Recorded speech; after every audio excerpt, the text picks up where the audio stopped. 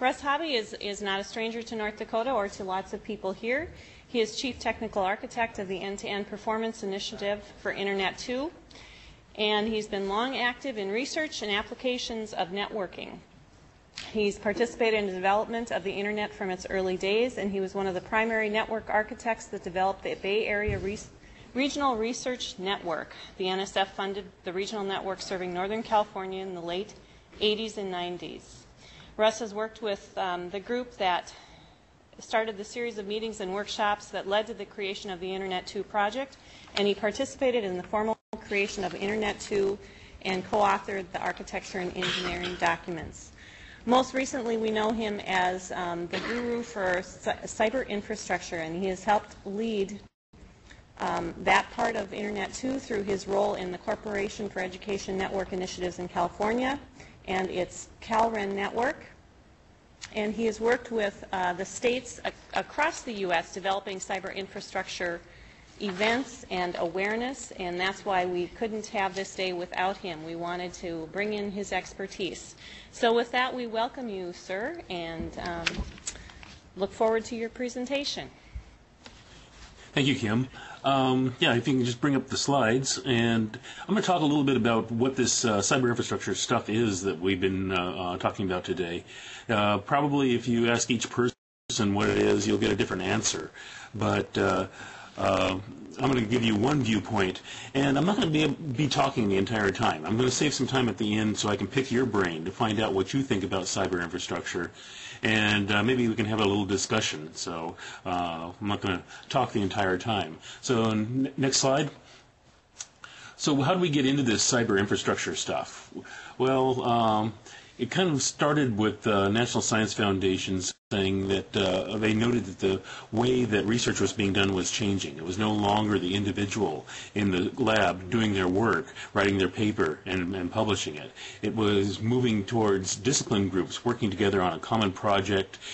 These researchers were often at multiple institutions, and they needed a means for them to work together, even though they were at all these different locations. So cyber infrastructure came about to support these virtual organizations that did the discipline work.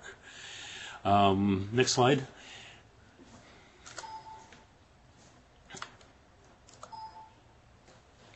So there's also a new driver that's going on right now. The National Science Foundation has a new requirement that just started in January, that any proposal that gets submitted has to have a data management plan.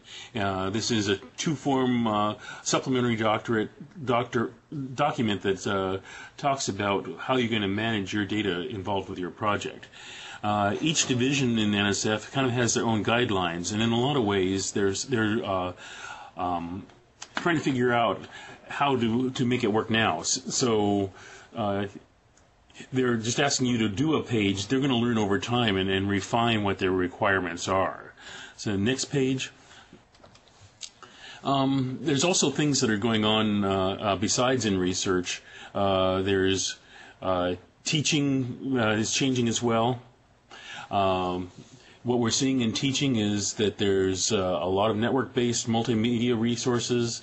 There's real-time communications going on in class, multiple locations in classes, and so the technology is becoming used more and more to change how teaching is going on. Next slide.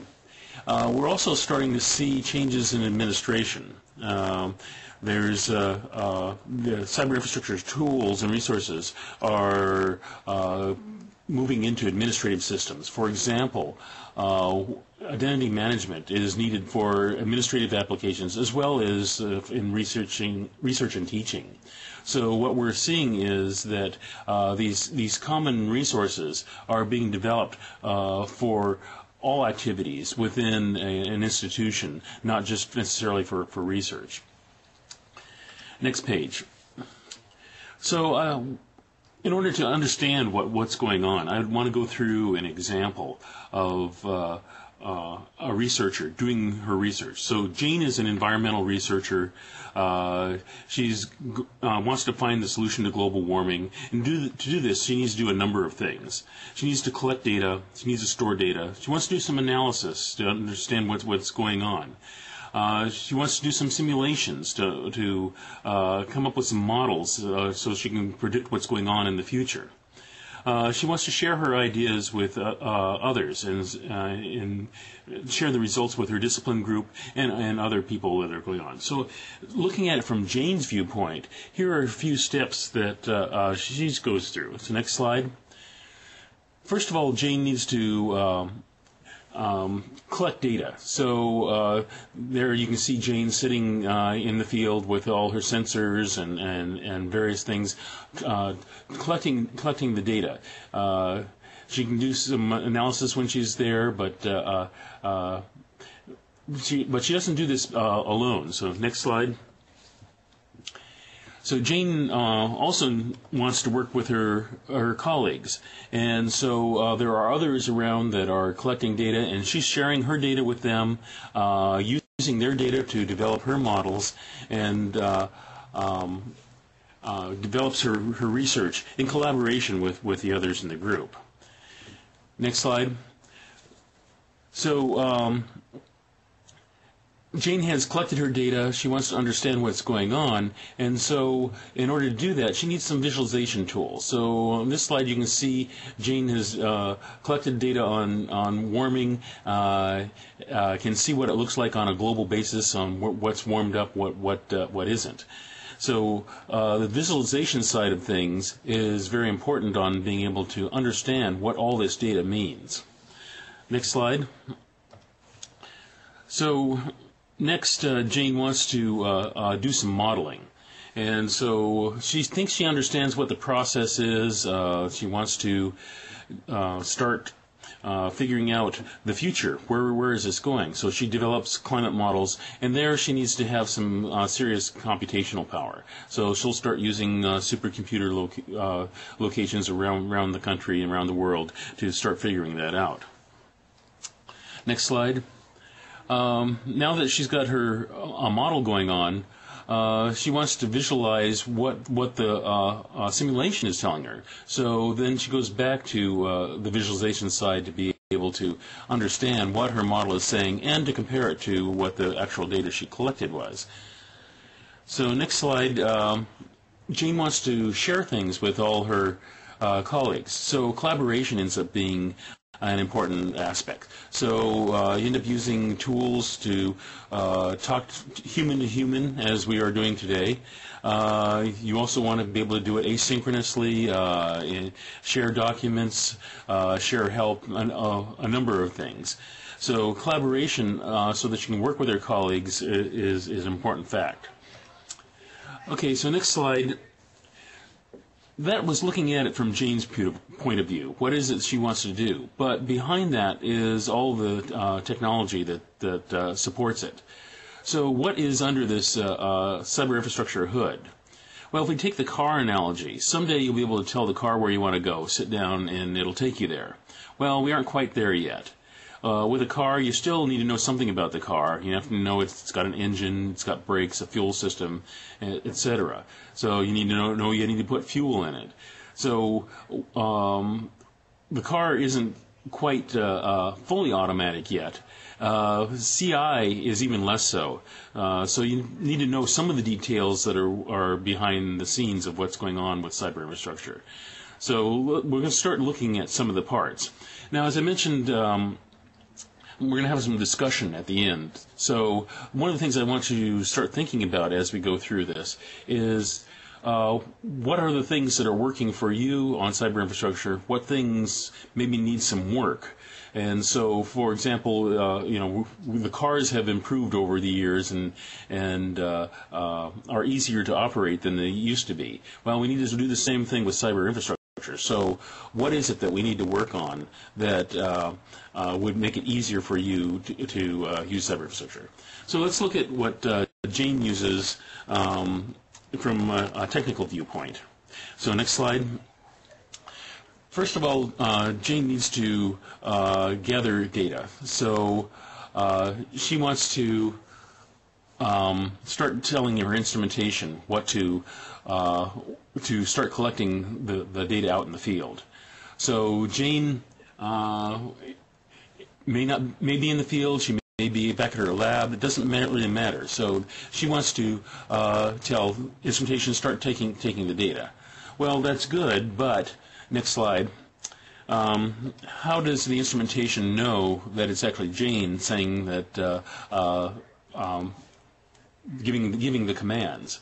So what we need is a management and security and access system so that this system is trusted by the instrumentation, it's trusted by Jane, and the system can tell the instrumentation, yes, this really is Jane telling you to start up and start taking the data. So there's access control, there's authorization, there's authentication. All of that goes in for the management system to make sure that everybody knows that the right person is telling them to do what they want them to do. So on next slide, Jane wants to transfer the data from the instrumentation now. So she will tell the instrumentation, send the data to a particular data storage, and that data storage can be anywhere in the country. So Jane tells instrumentation, send the data, data storage, starting receiving it. Now again, the management of security and access needs to be involved so that all the entities understand who it is, what they can do, and what they're allowed to do. So the management and security is going to be in everything that we do from now on. So I won't mention it anymore, but understand that it's really involved with every aspect of what goes on. So Jane now has the data going from the instrumentation to the data sets. Next slide. And she wants to start doing some analysis of that data. So that's where the computation comes in. So now she can start running the data sets through the computation, figuring out what's going on, and understanding more about what's going on. Now, just the numbers coming out of the computation is not sufficient. So next slide. She needs the visualization that we saw in the earlier systems. So here's where the visualization works in. It'll take the data that's come out of the computation, provide some display tools going back to Jane to do the viewing and understanding on what's going on. So now she's got a pretty good idea of what's going on in her global warming scenarios, and she wants to start working on predicting the future. So next slide. We start getting into the simulation side. So that starts putting all the pieces together. So you've got the data sets, the computation, the visualization. She can start doing her simulations, visualizing it through the visualization tools, comparing it to the data, the live data that she actually stored. So she starts refining her model and ends up coming up with something that she understands what's going on. Now, she wants to start sharing this with her colleagues. Next slide. And so another aspect of cyber infrastructure comes into play, and that's the human support. So human support includes collaboration tools so that you can start sharing results with friends. It's the publishing of results. It's the help desk, so that if she starts trying to do something she doesn't understand what to do, then she can get the help to be able to do it. It's also the training and educational and outreach. So she wants to start sharing what she learned with K through 12. So the collaboration capabilities can allow her to start doing outreach to K through 12 schools, saying, here's what's really going on with global warming. Next slide.